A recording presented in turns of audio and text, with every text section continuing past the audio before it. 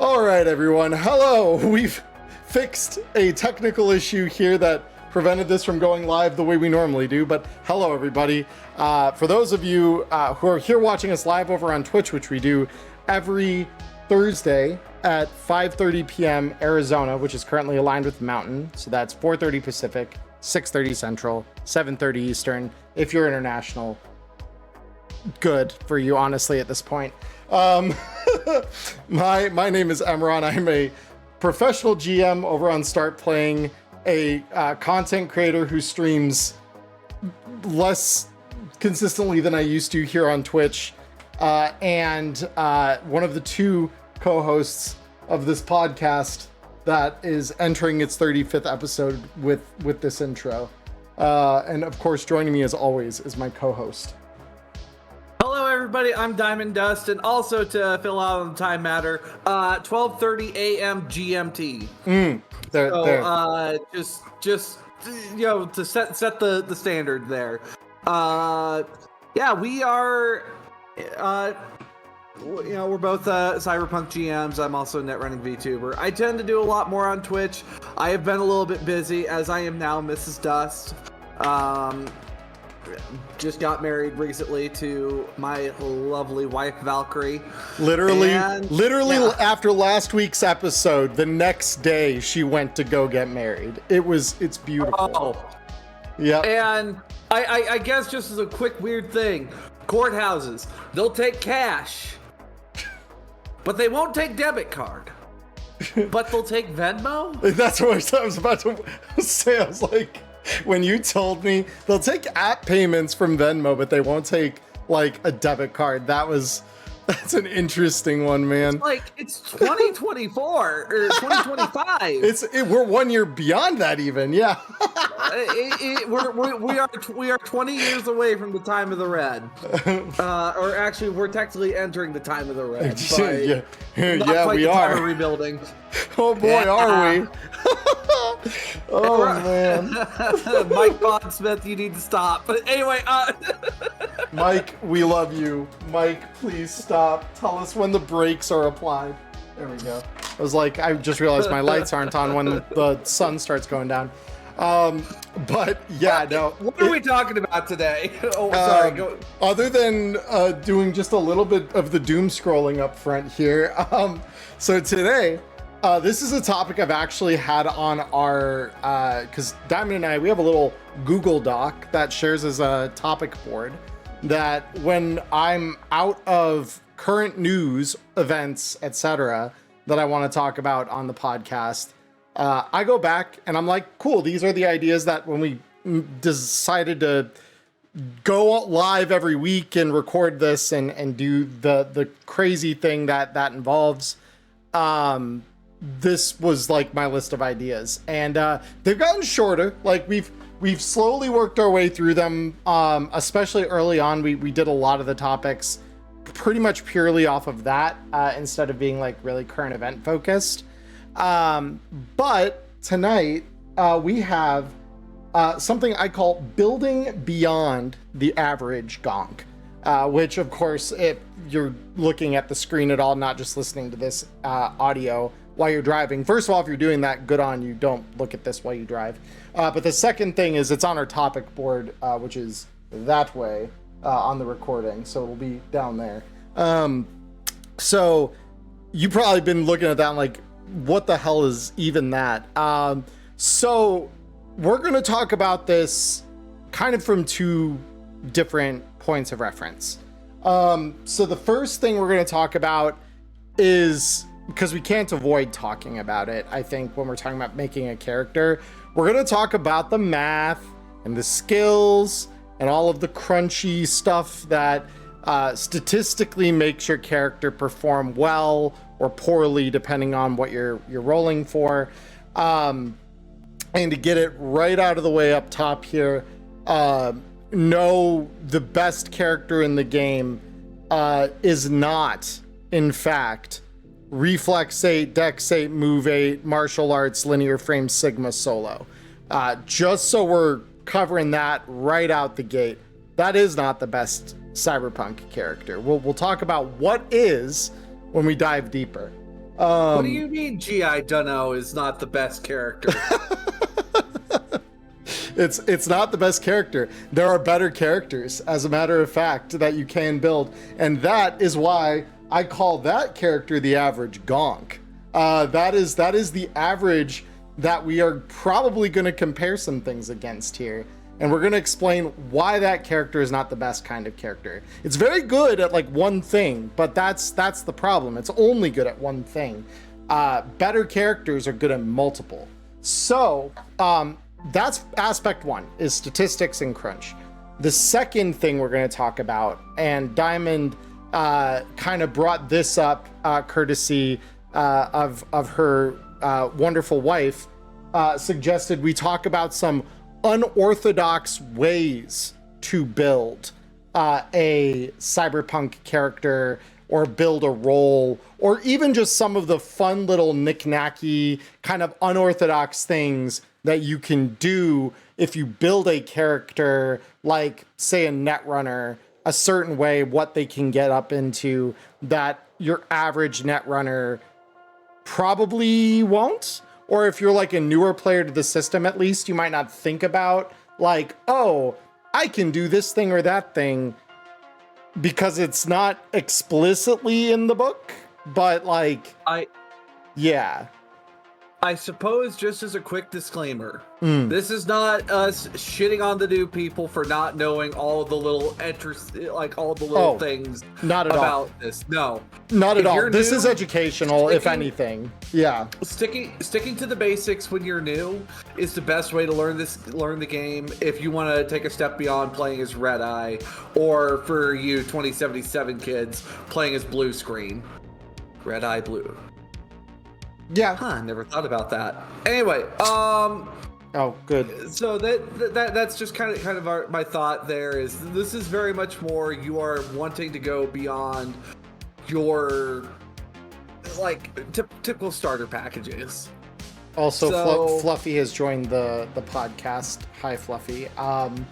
What are your words of wisdom? Her words of wisdom were claws, because she dug them hard into my leg to get up on my lap just now, and I had to really struggle not to curse. This is true. Scratchers are a viable weapon. You just have to use them in the right way. Andy over here can't write. Yeah, okay, no. So I suppose, do we just kind of want to run the lot here, just because it's 10 rolls? So it's pretty easy to look at each of them pretty quickly. Yeah, so I guess let me actually start. Let's start somewhat generally here before we dive into role specific stuff. So everyone, there's a couple of things, especially you newer players who maybe haven't played the game before and are unaware of kind of how, because the book will detail a couple things here, like derived statistics. There's a couple that are like pretty much right out the gate. You know about these if you read the rule book and follow the flowchart for character creation. So these some of these initial ones are probably going to be completely unsurprising, but they warrant they warrant a brief mention anyway. So those derived statistics are your HP, which is a function of body and will. There's a math for it. I just use the table. It's in the book and it's there for a reason. The second thing is your humanity, which is a direct result of empathy. The third is similarly like a mathematical derivation, but it is not in the core rulebook. And this is the, oh man, I'm trying to remember the name of it off the top of my head because I don't have the DLC pulled up. The investigation. Your intuition. Okay. Intuition, thank you. Yeah, and that's a function of your intelligence and your will. And it's important that particular one we keep that one in mind. I think it's intuition, or intuition is one of them. Focus is the will plus intelligence. It's focus. Intuition is I think a different stat as well. Yeah. Well, and we can like dig the DLC up and have a look. I've got it. Yeah. But bottom line is, those are like the immediate implied statistics that you need to be aware of to start with, because obviously if we're building a character's stats, we need to know what they define, what that makes them good or bad at, all of that sort of thing. The second thing that I will mention here that has not become so much a derived statistic, but its use has expanded over time, is luck. So in ye olden, Emmerron was a new cyberpunk player, and the core rulebook had just been dropped in our laps. Emmerron had some bad takes. Real bad takes. Which is why you guys didn't see me on here until I stopped having quite as many bad takes. I won't claim to be immune, but I will say I'm a little better now than I was then. Because baby cyberpunk player Emmerron would have told you that luck is a dump stat. Because why would I ever want a stat that only gives me a chance at succeeding instead of putting those points into places where I know they will add to the odds of me succeeding every roll I make in the game? And that take was bad even before we had some alternate uses for using the luck score. And obviously there are some I will say they aren't so much rules as written, but I feel as though I've seen so many tables now that use this particular homebrew rule that I forgot when I was going through session 0 with a new group that this was even a homebrew when they ask, yeah, what homebrews do you use? Which is rolling under your luck score to see if something beneficial happens in a particular scene when it's not like scripted or intended or things like that. I pulled that one from Fallout 2D20. Yeah. And I love erasers. Old Emmerron was right. Old Emmerron was not right. And I will go further in explaining why. I just need to get rid of the cat because she's being very distracting. Old Emmerron was wrong because now we do a flash of luck, which Old Emmerron knew nothing about, first and foremost. I won't give myself crap for that. But what I will give myself crap for is the fact that Old Emmerron would have thought, oh, well, I can just re-roll that check. No. You cannot just re-roll checks. You have to have a better chance of doing it the second time around if you are going to re-roll that. And there's only so many ways to do that. Luck is the most reliable one. But it is like, that is why it is good. So it's really important. We also note that dumping luck is feasible sometimes on some rolls, but there are certain rolls where doing that is very, very bad. And we'll get into why when we start diving down the rolls themselves. And then finally, the last derived statistic that I really want to talk about, and Diamond, if there are any beyond this, obviously feel free to jump in at the end of this particular comment. But the last one we need to be aware of, and it is something grantable through cyberware now, but the ability to dodge bullets. So this isn't so much a derived statistic as it is a derived function. But if you have reflex 8 or higher, you can try to dodge bullets. And this is part of why so many people will tell you that the meta, as much as we can have a meta in a non-competitive cooperative game, for a solo is what I said at the top here. 8 reflex, 8 dexterity, 8 move, martial arts, linear frame sigma, and you focus probably into, what was it, Taekwondo, I think? Taekwondo or karate. Or karate, yeah. Both are very good. They are good at one thing only, though. And that's why we're going to talk about ways that you could build that don't rely on cheap tricks, let's say, like that. And why stats need to be very carefully considered as well. But yeah, do you have any like additional derived statistics that I somehow overlooked there, Diamond? Well, I suppose if we're looking more to the social side, though, on derived, if you are very much playing fixer, most people bank on cool 8, empathy 8, and also int, and also high int. So that way, it's very much you can find and rake out any possible bonuses, especially as fixers. Cool is such a powerful tool as a fixer, as it boosts your haggles, your trading, just everything. Like everything that you play as a fixer with, cool is that stat.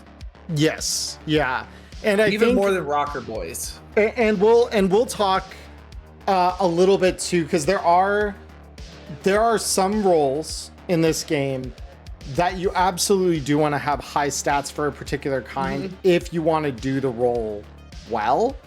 Yep. Not every role, in my opinion, has that clear cut of like a stat array, basically. So I guess, yeah, off of that now. So now that we've talked about that, are there any, because Diamond, you are by far and away, I think, a little more prepared on this level to talk about some of what we're talking about on this topic.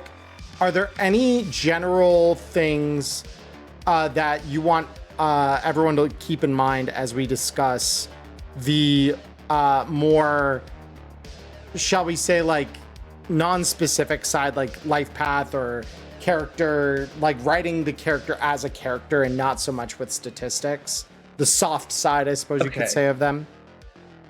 All right, so when we talk about background, life path, for those of you that might be 2020 or 2013 veterans who have come into Red, you know that life path doesn't provide a numerical advantage anymore. However, backgrounds still matter to a character on the matter of people they know, things that they might be able to reach, and also what kind of contacts that they have. For example, maybe you're an exec, but you do know somebody off the street. That guy off the street might be the drug dealer that happens to have that 6-gun that your netrunner's looking for. So when people look into building their characters, the personality your character might have might also really help determine how well other people play, how well the NPCs play alongside you here. Because, some people tend to be a bit more serious, and you might have a much more persuasive personality with some compared to others. Yeah. Like, piranhas will not take you seriously if you are all business all the time. However, if you are the business face of a group, sitting across the table from someone, say, Rex Royale, you could get a lot more done than, your party's tech who's, snorting down, or, your party's tech and solo who's snorting down synth coke and black lace all the time. I don't know, that's not a specific example or anything. But like, when it comes to life path, though, those roll tables, Emmerron, I think you covered it in a video, actually. While the life path itself is a very vague, open-ended prompt to what your character is, it is very much your character fits under that umbrella, but they don't have to match that umbrella to a T. Right. Yeah, and it's very much like when you look through a life path, I know, and I'm pretty sure I said the same thing in the video because it's kind of how I introduce it when I talk about it one-on-one with people. The life path is very much a template that you are filling in, but the things that you're filling that like life path line and like your background, they're very vague for a reason, because like you, the player, may have a really complex, nuanced idea of like what your background is, complete with like characters and events and all of that stuff. And that's great. Like if you have that, like make sure you write it all down and give it to your GM. Like number one, do that, because I promise you, when my players have done that for me, I try to honor that as much as I can and try to introduce that into the mix as much as I can, where I can make it fit. And no one's perfect. Like I'm not going to make the claim that I've always been successful at that, but I do try to make that effort in order to like make sure that that is valued, because I do think it's incredibly valuable, because what that does for us as GMs is it allows us to just have this beautiful template of like characters and events and places by extension in the world and people in the world that matter one way or another to you, either as, you know, potential allies or enemies. And that is always going to be a helpful thing to have in our, you know, wheelhouse at our disposal. Actually, that reminds me of an actual experience I've had. One of my players for the Hope Reborn campaign I'm running right now, one of her enemies is a maelstrommer that happens to be known for basically scavenging people. And it's just like, wow, this really lines up nicely. I'm going to give you a name, but you're not going to look up too terribly much about this person, okay? Yeah. It's like, oh, that works out lovely. Yeah, exactly. And also I've had another person that decided to have other edge runners as, you know, people in their that they know. And, you know, it's just like, hey, I'm going to have my friend join us for this job. They happen, since we don't have a wirehead, I know a chick who knows a thing or two. Yeah. And I think that that's always really good. Like, it's good, especially if you have like friends or enemies you roll for your life path, that can be an incredibly useful tool for GMs. Like, I know, I think the jacket does like a really good job at introing this concept for newer GMs. If you have never really thought to do this sort of thing before with your players, where it kind of shows there are specific parts of certain beats in that mission that say, if a player has this kind of character in their life path, here's where they can be in the scene in this one place. And it's like, oh yeah, that's really cool. And the fact that they exist at all in certain cases makes the challenge or question at hand a much easier one to overcome or answer. And that's why we want to keep those things in mind. So with I guess some of those general rules, let's actually talk about the building. And for this, I think we will probably hit, you know, roll by roll. And I, just so you know, Diamond, so that you're not confused about the order I'm using here, on page 29 of the core rulebook, I'm going through the list as it's presented.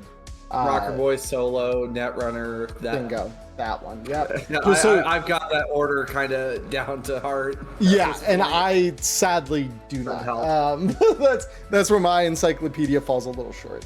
So as far as things go, so we're going to start with Rocker Boys, which surprisingly, I think of all of the roles in this game, I think I've seen Rocker Boy be one of the least played for my table. Like that may not hold true generally, but in my experience as a GM, I've seen probably less Rocker Boys than I've seen like pretty much any other role save like exec or maybe lawman. Every other role, though, I think I've seen more representation, or at the very least longer term representation of the role than I have with Rocker Boys. Yeah, Rocker Boys, I have had Rocker Boys at my table, but it sounds like the people that play Rocker Boy, they play Rocker Boy. Like, Yes. it is their go-to. And I have had actually a whole variety of different Rocker Boys show up. I've had an idol, I've had, one of them punk band artists, and I've even also had a person that was tired of being, the execs, a corporate song machine, trying to break out from it. Right. A bit of a washed up artist, if you would. Yeah. So I guess when we start building a Rocker Boy, let's talk briefly about what the roll ability does. It is called Charismatic Impact. It does not require a specific stat to be useful, first and foremost, even though you're probably, when you build a Rocker Boy, the natural inclination, because I think Diamond even mentioned this earlier for them specifically, is to like lean pretty damn hard into cool. Simply because like that's all of your social negotiating skill, persuasive skill, like all of that is like pushed into cool. So having a Rocker Boy that's not cool is like very, very strange. You could do it, but it's very strange. Gaster actually brought up his Rocker Boy. I don't think it's going to be so much high cool, but definitely high tech, where it's going to be much more the art. The art speaks for him. Yeah. Because he's going to be doing a graffiti art, sort of like, Banksy. That's kind of what he's inspired off of. It's funny because I actually have a Rocker Boy like that in my Friday games. So, like, I actually know the type. And yeah, like, it is possible. Like, that's what I'm saying. It's not like wholesale impossible to do. It definitely just feels very weird though, because I think when at least like most players are new to the idea of each role and they see Rocker Boy, their first thought is the Johnny Silverhand type, the Carrie Uridine type, the kind of person that quite literally is a musician. They don't think too far beyond that box initially, and it takes a little bit before they recognize why that is a very narrow idea of like what a Rocker Boy really can be, because they can be anyone that has influence over large groups of people. Like politicians can be a type of Rocker Boy. Lucius Rhyne. Great Rhine's a Rocker Boy. Yep. I'm trying to think some other people that are Rocker Boys amongst here. I know there's some corporate faces who do have some levels in Rocker Boy, I think. In the book, I think. There's a couple other ones that kind of fit that same sort of bill. I would need to go through Danger Gal and I wouldn't be surprised if Michiko Sanderson has Rocker Boy ranks, because apparently she had a very popular online presence. Before the bomb. Well, and because we just don't know we don't have a stat block for Michiko, because as Jay and others at Artel have said repeatedly, once it has a stat block, you can kill it, and there are certain characters that they don't want to be killable in the standard timeline, so they leave that alone. Adam Smasher has a stat block. Yeah, good luck killing him. Good luck. There are some stat blocks that are like basically invincible. He has one of the very few. But yeah, so for Rocker Boy, you can think outside the box. What I will say is this is where we kind of lean back into something else I talked about once in a video. I think it was the one you were in with me actually before we actually had our podcast, where we break down roles into like it's a three-way Venn diagram basically. Of you've got your technicals, which are kind of everything that doesn't have like a clearly defined like nexus that they're centered around, but they're all technical in some way. You've got your combat classes, and then you have your social classes.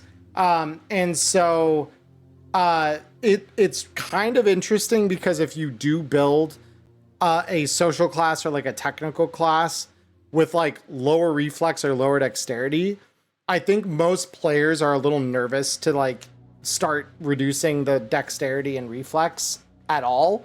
Like they think most of the time, okay, well, like that needs to be like somewhere around 7 to 8 in order for me to make sure I'm like good at combat. And I'm like, no, that's actually not true.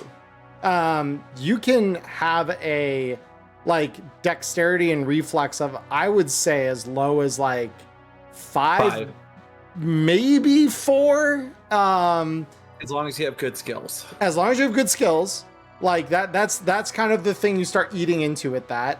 But on a 4, you can at least start a character with a base 10 and the things that they should be moderate at. And if combat is not your main focus, there is plenty there that you can be moderately good at, because then what that means, because another quick reminder for everybody for the class is, if you start a character with perfectly average stats, you're starting with a flat 6 on everything, and then you have 2 spare points left over that you can allocate however you want to either make 2 7s or a single 8 on your stat array. And then it's everything you're doing beyond that is tweaking up and down. So by lowering things to a 4, that gives you 4 extra stat points between those two for dex and reflex specifically here. If you drop both of them to a 4 to start as a stat base, that gives you 4 extra points to work with. And some of you might think that that sounds utterly insane, and why would you ever do that? It's simple. You want to boost your luck, because if you're like a netrunner, for example, you don't care. Rocker Boy, it's the same way, actually. You don't care. Like, you don't really need those combat stats. Not really.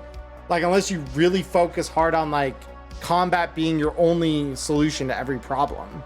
And in Cyberpunk, it's the solution to about half of your problems. It's not the solution, or rather the only solution at least, to the other half. And it's certainly not the most elegant solution to a good number of problems in the game. Like, you can solve a lot more than you think with social and technical ability than you might initially think you can. And like, there are plenty of non-violent solutions to problems, especially early in the game, depending on the kind of gigs you're running. And GMs, this is my reminder to you, if your players are doing this where they're being more diverse in their stat arrays, and they are leaning a little harder into, doing things not through combat, but through negotiation and socializing and all of those sorts of things, you should be encouraging that in your encounter and gig design. Mm-hmm. Like, full send. That you should not be punishing those players for not taking combat skills. Yeah. It just means that the people who'd call them for a gig in the first place are probably the ones who want a more delicate, diplomatic kind of solution to a problem over a violent one. And every once in a while, also, your players and your players, if they are like that well spread, you are doing something right. That even if they are not, like the heavy hitter crew that someone calls in to deal with a hostage situation, they can still deal with possibly tense negotiations with the iron sights, or I guess by that case Hornet as well. Yep. Now that we've discovered that. Yep. Well, and if you've got a well-rounded party, some of this is a kind of a. It's not really a big discussion either way in that case, because you can have a well-rounded party who, like, you have your solo, they're your gunman, or you have someone else who's built kind of statted like a solo would be to like be a gunman and be the point guy, and everyone else can kind of do what they're good at, right? So if you have a rocker boy or a media where they're like highly socially focused, they're your negotiator, they're your diplomat. And they stay in the back line when the guns come out, because that's not what they're good at, right?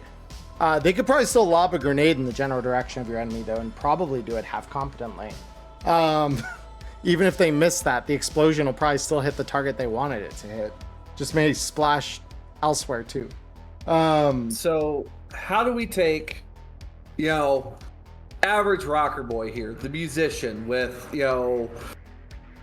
And how do we turn them from a musician to something different, like a different application here? Yeah, well, we've already kind of mentioned there are two that kind of exist straight off the rip.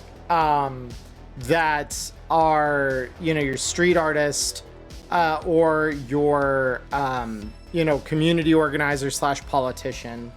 One of my favorite rocker boy archetypes that I've heard of, and I think that this might lean a little bit into something that got mentioned in Collecting the Random, but one of my favorite archetypes for a rocker that I've yet to see is like WWE-esque wrestler. Like, are they actually fighting? No. Are they any good at actually hurting someone? Not really. Are they able to make it really fucking entertaining though? Yes. And that's the thing. You don't need high reflex for that character. You need a little bit of dex probably to make it convincing. But mostly you're doing acting, for being very honest, and you probably want your body to be somewhat high because when things do go wrong, you want to be able to like soak the blow. But it's one of those things where a wrestler entertainer type rocker boy could be very fun. I would like to play one of those at some point, quite honestly. It sounds like a really fun time. I've had a professional wrestler in one of my groups, Thornton. Fantastic. Very much a parody of Macho Man Randy Savage. Oh, but fantastic. Hell yeah. No, that's probably how I try to play too, to be quite honest. He was an exec with levels in Rocker Boy. So his agent, or his assistant was like his personal agent, like trying to keep him afloat. And he also has a driver. Hilarious. I'm surprised that when that's your conception, they're not doing like the Vince McMahon side of that arrangement more than you are the Randy Savage side of it. But all the same, that's hilarious. I love it. I suppose another thought, and actually I kind of want to reach out to a particular viewer, Gaster. You're kind of wanting to do so like sprays, which with a Z, of course, at the end. Sprays would definitely be a high-tech rocker boy, where very much your artwork is going to be what convinces people to do what you're asking them to do. And then when you finally decide to roll charismatic impact, to be like, all right, people, you've seen my artwork, listen to the signs, go. Yeah. That's when that's when you do it. Which of course, a little bit cool will be important. Yeah. Because streetwise it would be super helpful for like maybe the street artist rocker boy to know like where your paintings would be best put. Right. And like stuff like that. Definitely the ideal placement, or best received kind of placement for a message. Like, if you put graffiti in a corporate area that and the message is very anti-corporate, like, you're gonna piss the corporates off, but it then becomes a question of if anyone really talks about it outside that local neighborhood. Sometimes they will, if the message is that good or that strong. More likely though, especially if you're like a smaller rocker boy, that is better placed, and you know this with a Hein of Streetwise, like, it's better placed in like a more impoverished area, because that'll get people to act, and then the pitchforks and torches come out. Like let's say Continental Brands, because I love to shit on Continental Brands. They I believe everyone has a right to food and water. Yeah. Continental Brands, decides to, shut down, ramp down service to a certain Oasis location because you guys aren't being good little civilians. It didn't elect the Continental Brands representative to represent your part of the city. Why didn't you do that, guys? We told you that was what needed to happen. Like, come on. So in this case, like in the case of like sprays, would just, instead of going to Continental Brands and painting it, you just, start hitting the areas around the Oasis, like the local Oases, and, show them to support the bodegas instead. Yep. That, do shit like that. That's how I could see like the street artist. Now, for you virtual folks out there, this is very much more you're using your, span across the city net to reach as many people as you possibly can. Which, if you read A Tale of Hope, you actually see a little bit of how this works. Yeah. And that is your way to get your message out to little pockets before Ziggurat decides to hit the switch on you. I will say this is where you start, because rocker and media begin to bleed over each other at a certain point, and that's it. Where like you could take it from either side, and it's really down to like, are you after the truth or like, really pushing a long-term narrative, or it's about the views, man. Or is it quite literally just about the views, and like you're playing off being the ultra salacious, like, I dare I say Jake Paul type, where the Paul brothers come to mind when I think that. And yeah, yes, it's very much like, there are very bad rocker boys. Sup, chooms, we're here in the middle of the fucking bodega and we're lighting shit on fire in here today, and behind them is just like, no, please don't do. Yeah, so we brought a road flare, and yeah, that's the kind of like rocker like side of that discussion. Followed up by an apology video after one of these guys. I actually have a gang of posers that decided to take up after that bunch of they're known as the Gardeners. Okay. Oh yeah, that's great. I actually dig that. We got Rogan Paul as their leader. Anyway. Oh my god. But yeah, it's very much these guys will, do the shitty stuff and then make a fake apology video over it. Dude, yeah, no, that's honestly, you gotta get with the grift. That is Rogan Paul. I love that so much. I might have to borrow that because that sounds. Yeah, definitely. I would love to borrow that and give credit where it's due, because that's incredible. You're not always going to be a musician. You don't have to run that punk band out of those dirty bars, but you can definitely go towards all sorts of other avenues of trying to spread the word. You don't have to be Johnny Silverhand or carry Eurodyne. There we go. Eurodyne, not kidding. So to be clear, so LCC just got back. So just to be clear, LCC, there's no one like the best cyberpunk character. There's like a best archetype for each of these, right? And so far, I think we can safely say that the view farming rocker boy is probably peak for rocker boy. that's actually garden view farming rocker boy is kind of peak. I kind of like that a lot. So the next role on our list, God, we spent so much time already. This Diamond. We were also talking about lead up to like how this works. Yeah, it is true.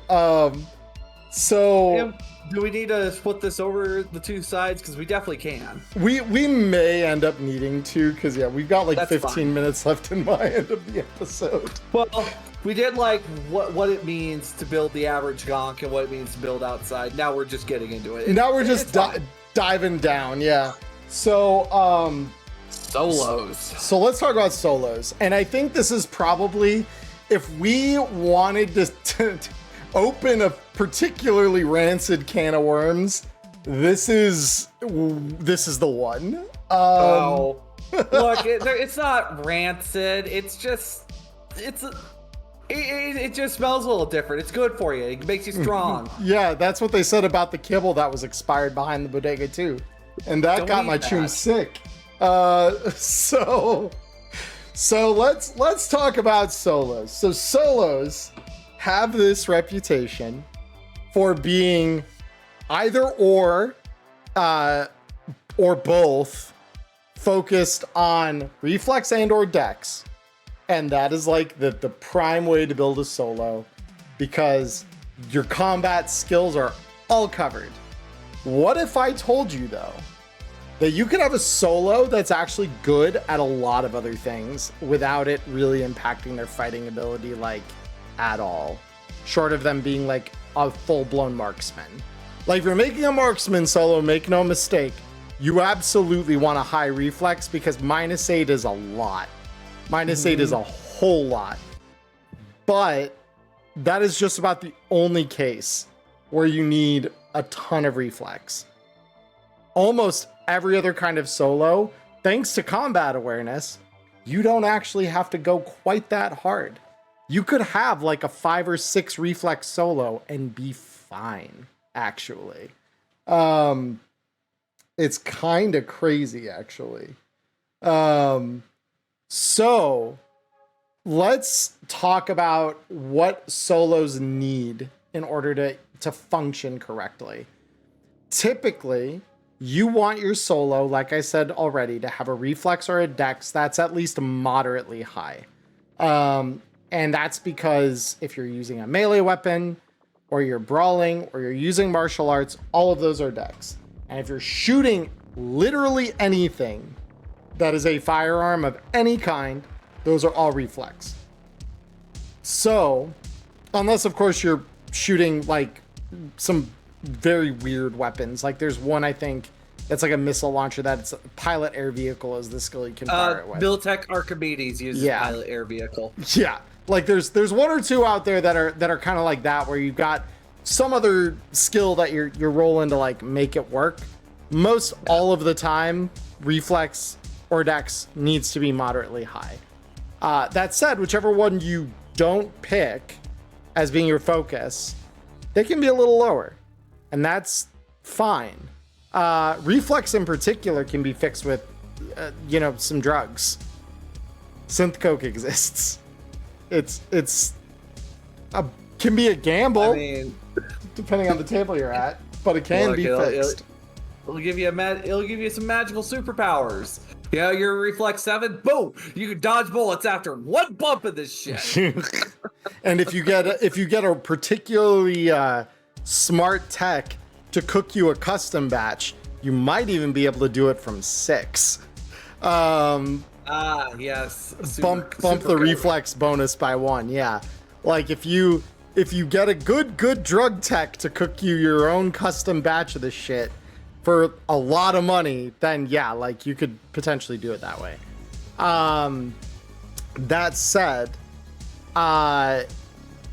it is one of those things where you have a lot of bonuses. Intelligence is also, unlike what some people I know might think, intelligence is pretty important for a solo. And this is because your perception is governed by your intelligence. So is your tactics. If you invest it all into thinking strategically about what you're about to do, you need intelligence to do that, to a pretty effective degree.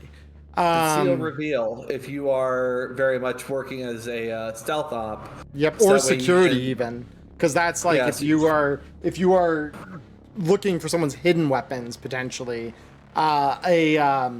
Oh god, what anime was it? It was the Sword Art Online spinoff, Gonk Online. There's a fantastic scene.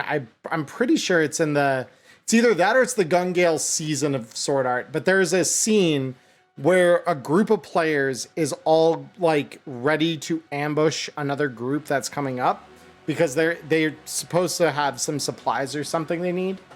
And one of the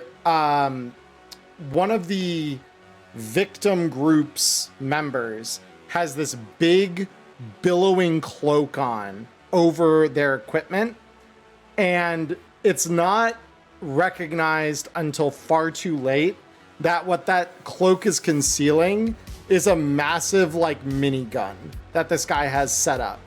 And so they end up just getting zeroed by the guy pretty much because there's nothing that they can do about the minigun. He ends up killing like the whole group.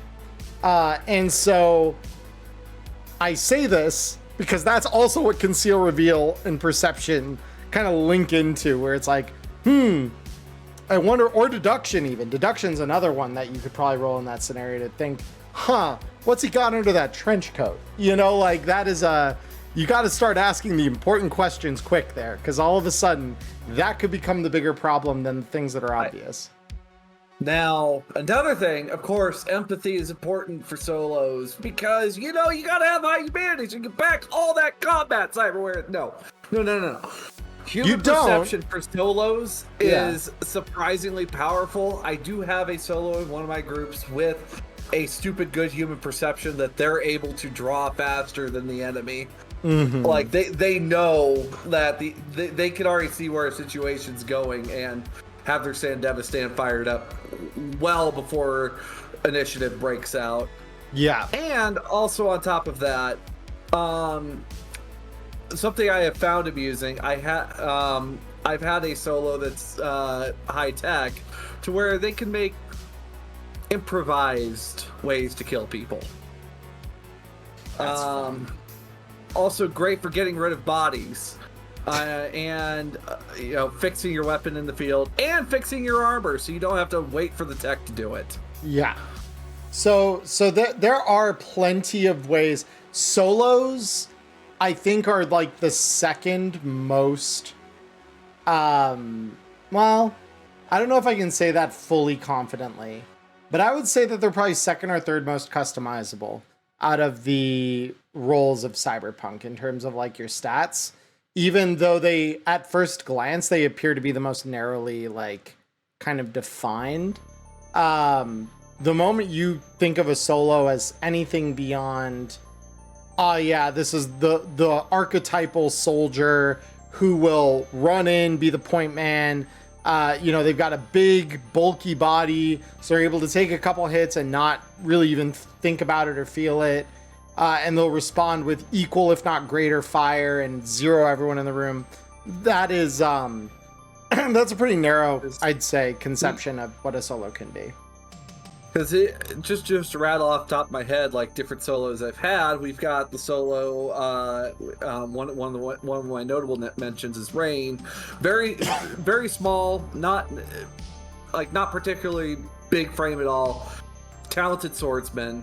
You've got your heavy weapons experts, which, of course, I don't see heavy weapons brought into play a lot because they are expensive to operate, but they are very effective at what they do. Well, there's a mix there. They're expensive to operate, they're expensive to buy into as a skill to begin with, and they lean pretty hard into the, like, you don't fire heavy weapons that don't cost an arm and a leg for the most part.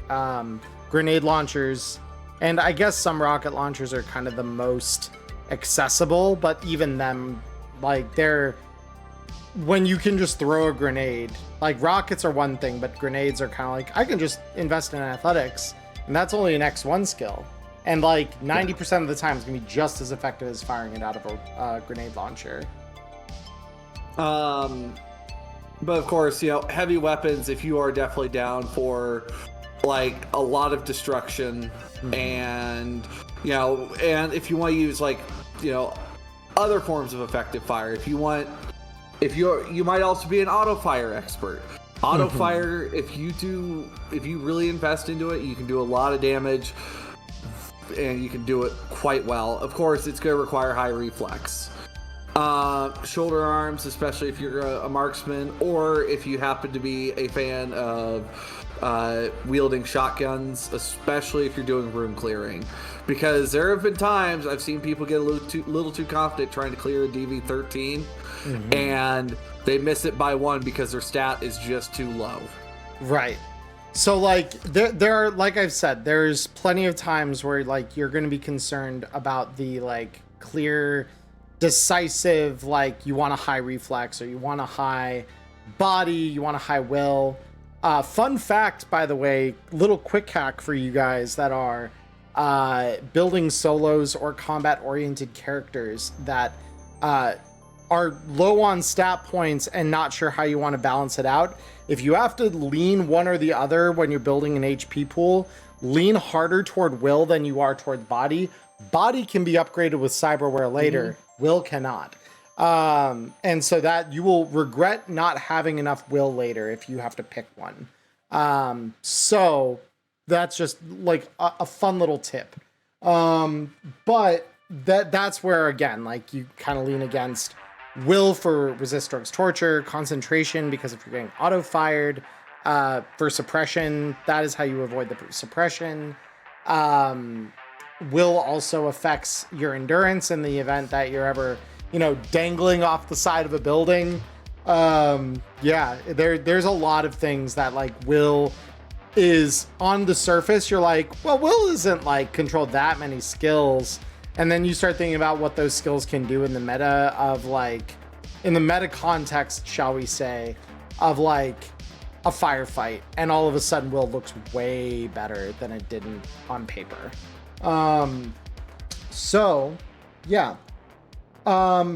That said, we are over an hour now. We're just two rolls. Do we want to bounce off of your favorite one here and then pick up tech on the next leg, or what are we thinking?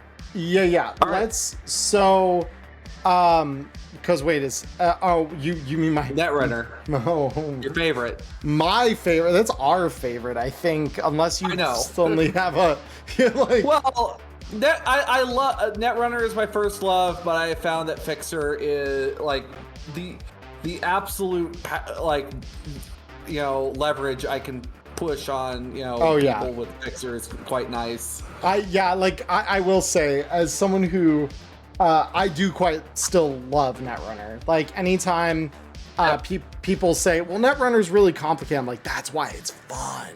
There's so much you can do with it. And no other role can do the things that Netrunner can do. It's really cool. You get access to stuff that's trying to kill you. Oh yeah, but that's the thing, you can kill it back just as hard.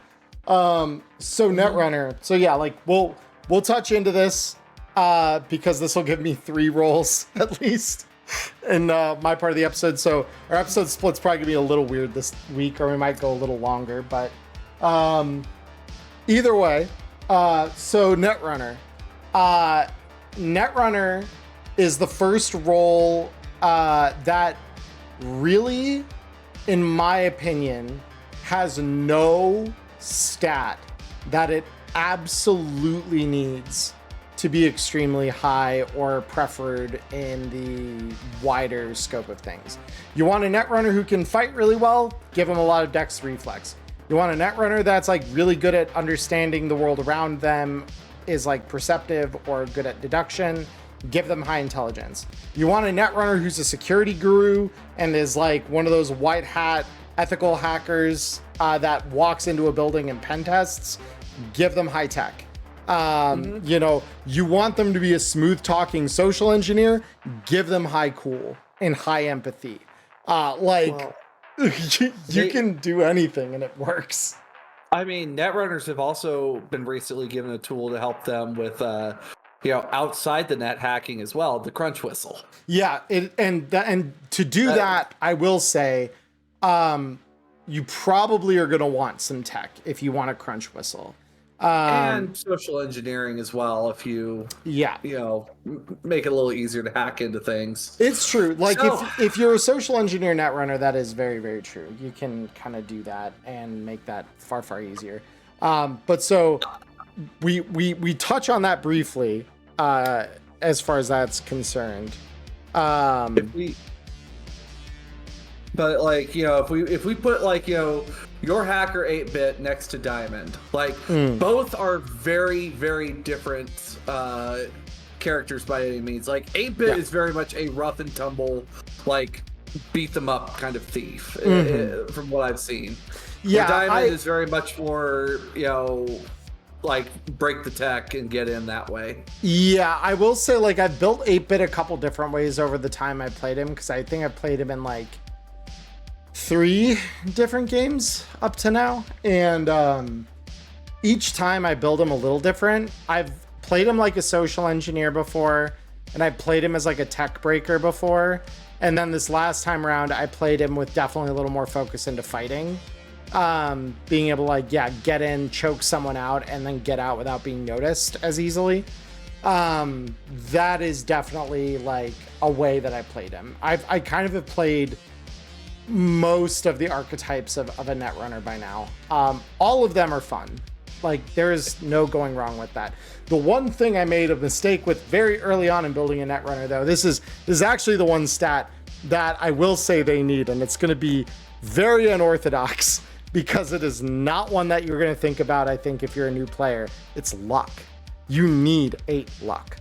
8 luck will save your ass so many times as a Netrunner because, for better or worse, your interface is not based on any stat lines. So some programs and what I call scripts, your basic net actions like zap and stuff, some of those have boosters, like Backdoor has a booster, Pathfinder has a booster, all that kind of stuff. They have boosters. And so if you stack enough of the booster, like, you're good at that net action, which is like great, like that works. The problem comes in where, oh fuck, that's a Kraken, and I need to get past that before it can hit me. And all of a sudden, I've got all the speedies rezzed that I could ever want. I've got like 3 speedies burning on my deck right now that are giving me basically an effective +10 at character creation to my speed check. So I'm not going to get hit by this thing on the opening, probably, unless I rolled a 1. But now that I'm here face to face with it, with whatever net actions I have left for the round, this is a problem. And I need to not have it become a bigger problem. So the first and easiest way to get past this thing is to slide. And slide has no boost. Yep. Unless you have a tech invent one. But you need a booster for this. So what's the default booster for every action? Luck. And so you literally go, all right, I'm investing 4 luck into this slide check because I need to get past this Kraken. So that it is not a problem. And so if you succeed that, suddenly the Kraken becomes far less of a problem.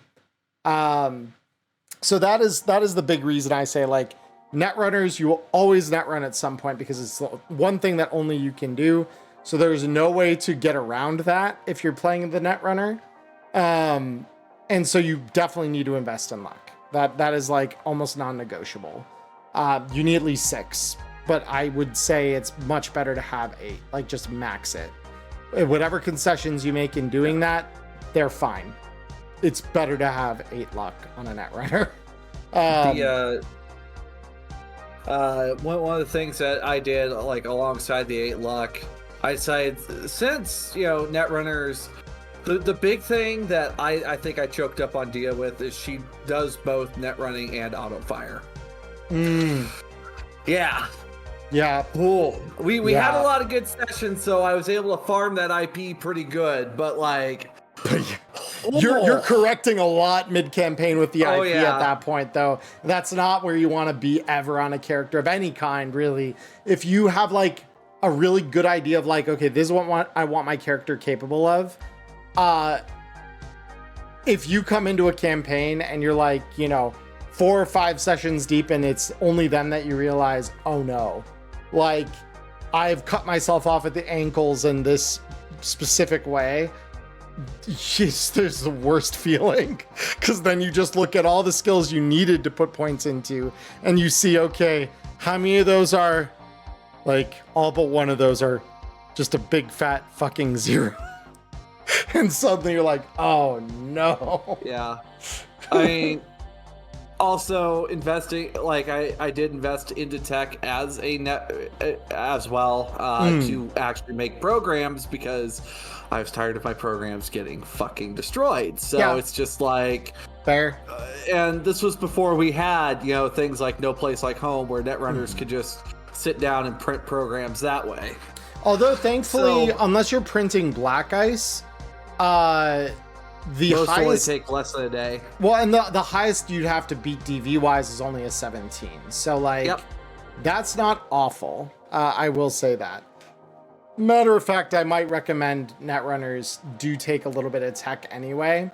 But again, you could not care about it. But electronic security tech is probably one of the best expensive skills a Netrunner could take. Yeah. Because not everything has a net connection.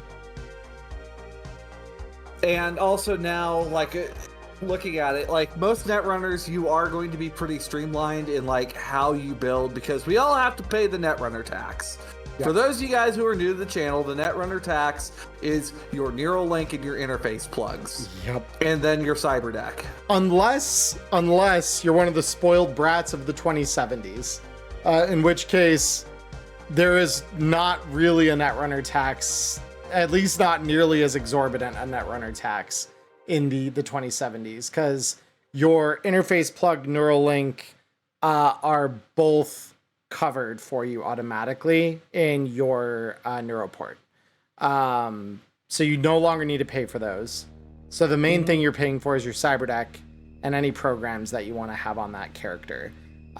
Which is like, with all that free money, that's literally like 1,000 eddies you free up for yourself in character creation. Yes. You could afford some crazy shit with 1,000 eddies.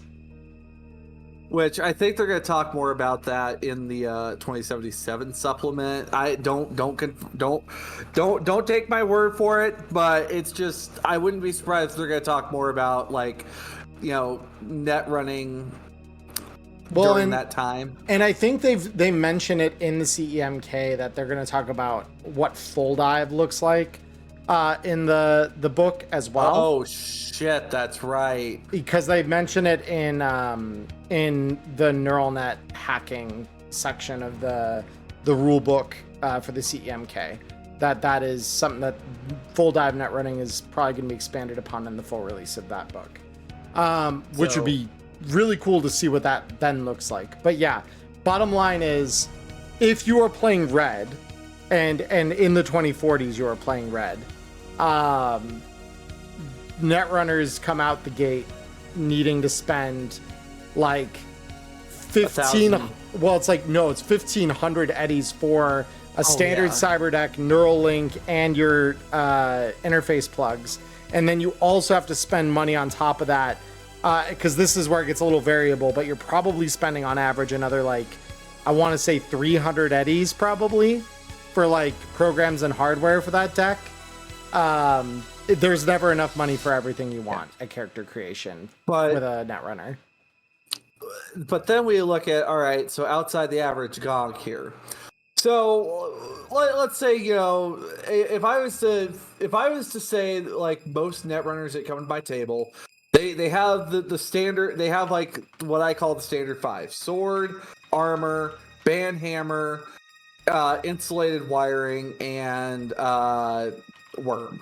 That tends to be the 5 that I see that show up on, you know, most cyber decks.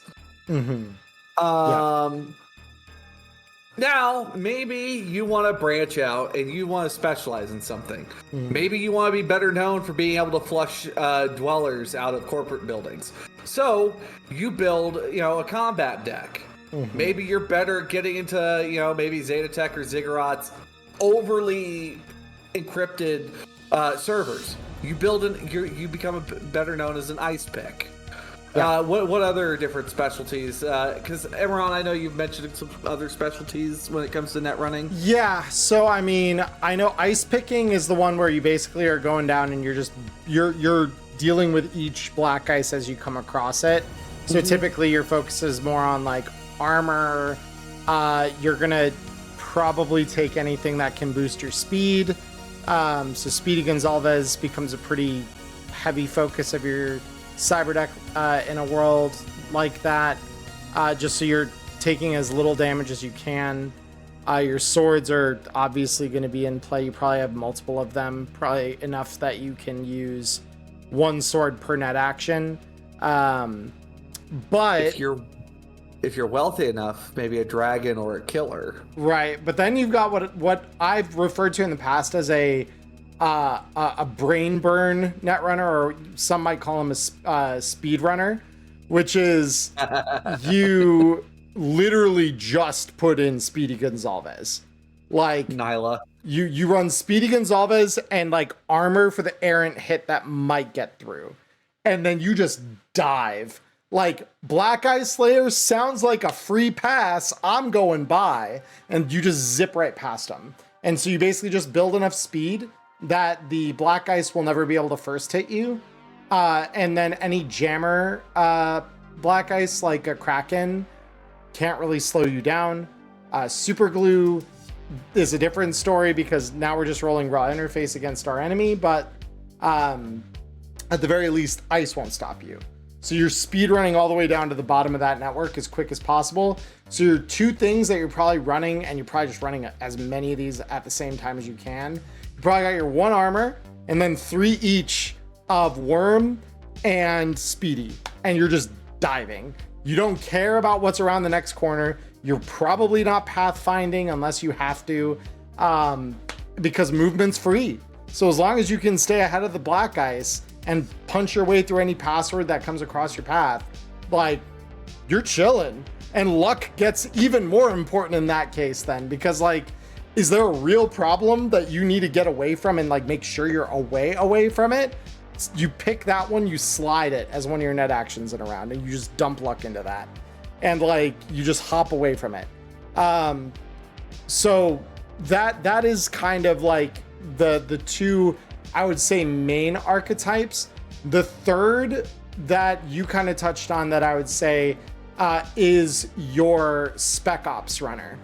And a Spec Ops runner is built to be as much a combatant in meat space as they are a combatant in net space. So they usually are going to have some higher dexterity. They may have some higher reflex because they need to be able to shoot. They need to be able to like throw dudes against the wall. They need to be able to stealth, most importantly. They probably have some optic cyberware built in, like low light IR UV to let them see through smoke, and see without any real light sources. Virtuality. Virtuality is a must. Even if you don't have virtuality on your optics, then just have like your regular goggles still, and then your optics are underneath. Like, that's fine, honestly. But the goal is you are building a deck, in this case, when you're net running, to deal with more like dwellers, which is like your thoughts are more about getting in and getting out, preferably unnoticed. So like, what's the one that I think it's Eraser is the booster for your cloak. So you run a lot of erasers, actually, because for those who don't know, cloak can be used the moment you're in a network to hide your presence from a dweller. So if they try to pathfinder and they can't beat your cloak check, they don't know you're in the system. Like, that's really important. So in this instance, you're using some speedy for sure still, but you're probably going like 1 to 2 speedy, probably like 2 erasers, and then you're gonna again want a couple of worms, and then an armor probably still. Armor is always good. Like, armor is never bad. But the goal here is you want to get in unseen. If you want to prepare for the eventuality where you are seen, we have to upgrade your cyber deck, because you need all those tools and then plus a couple weapons for the enemy. Like, the thing we can probably try to bank on is them not having a crash barrier, because it's their own network. So they're like, why would I get crashed out of my own network? So you run a deck crash. And then if that doesn't work, you run a Vrizbolt and shut some of their net actions down. And so you start paralyzing a net runner in the network, making it harder for them to respond to you. And then you just try to like zap them down with whatever extra net actions you have. That would be kind of like the third type of net runner that I would say I would classify, because I think that's pretty much your like 3 that you would typically find. Anyone, if either in chat here on Twitch, or those of you who are watching this later on YouTube or Spotify, if there are other netrunner builds that you know of, please let us know in the comments or in chat, because we would love to investigate that further if somehow I've missed something there. And I suppose this is something that still needs to yet be explored, is how the cyberconductor changes play for netrunners as well. which Yeah. allows you to have 3 different cyber decks. Yeah, I mean, I think that more openly for like what I was just describing for the Spec Ops runner, it actually is just that you could build a deck specifically for infiltrating, and if things go hot, you just burn an action to swap over to your warrior deck, basically. Yeah, and take a little damage. Yeah, you take a And- little bit of damage up front, but you immediately then go into like, okay, cool. I'm just going to pull out all of my attacker programs right now, and we're just going to start messing with you hard. And like, that'll have Hellbolts, that'll have Rizzbolts, that'll have... You might still pack a deck crash, but like, you're going to have maybe a Banhammer or two to deal with. Super glue is funny. Super glue is funny. Super glue is hilarious, especially if you like goad them into like, yeah, follow me up the net, asshole. Come for me, come for me. And then they follow you up and like, super glue. Now I'm going down. Goodbye. Bye-bye. And then, yeah, you steal the file that you were after all along anyway, I mean, and then just jack out. Because what I've done is I've left the super glue and I've left a killer on the floor with that net runner. It's just like, have fun, and I leave. Yeah. So... Like, and then maybe you have an ice packed deck, because Ice Master is pretty fun too, if you can make it work right. Yeah, basically a summoner, net summoner, yeah. All right, so then let's see what we got next that we'll pick up on. Yes, we'll pick up on everybody's favorite role next. So, tech. Oh boy, yeah, Tech's another one that's going to be dense as hell. It's going to take a ton of runtime. But, yep, for those of you who are watching this on YouTube specifically, this is the point in the episode where we go down to the description where there is a link that you can go to Diamond's half of the episode. She's on this side in the recording. Like, it's so weird. Hi. Twitch reorganizes it. It flips my image on me. So we're going to go over to Diamond's side of the episode.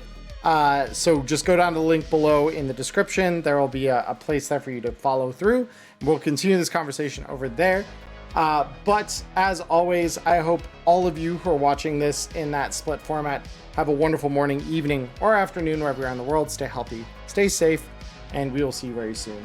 Peace. Bye-bye.